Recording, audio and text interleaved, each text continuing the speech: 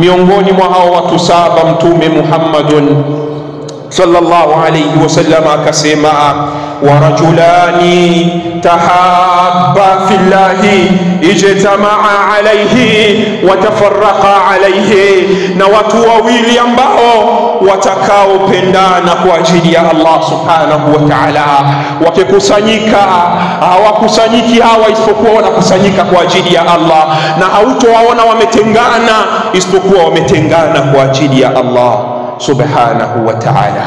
Aina hadhihi al-ukhuwa fi hadha az-zaman? Huu ndugu kama huu katika hizi nyakati upo wapi? Umepotea. Ndugu wetu umekuwa na maslahi. Hutowaona watu wawili wako pamoja na wanacheka na kufurahiana na kusaidizana, isipokuwa kuna kitu cha kidunia kimewakusanya. Huu sio undugu ambao tunapaswa kuutanguliza katika maisha yetu sisi kama Waislamu. Sisi undugu ambao tunapaswa kuutanguliza ni undugu wa dini, undugu kwa ajili ya Allah subhanahu wa ta'ala. Huyu ni ndugu yangu Muislamu, nawajibika kumsaidia.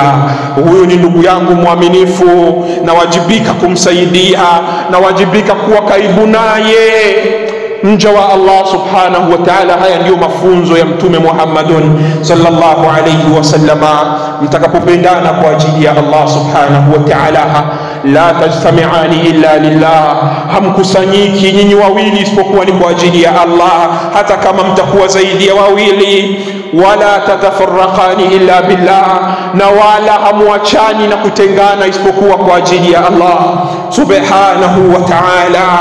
Kama tutatupendana, tupendane kwa ajili ya Allah, na kama tutachukiana ikibidi tutachukiana kwa ajili ya Rabbul Izzati wal Jalal.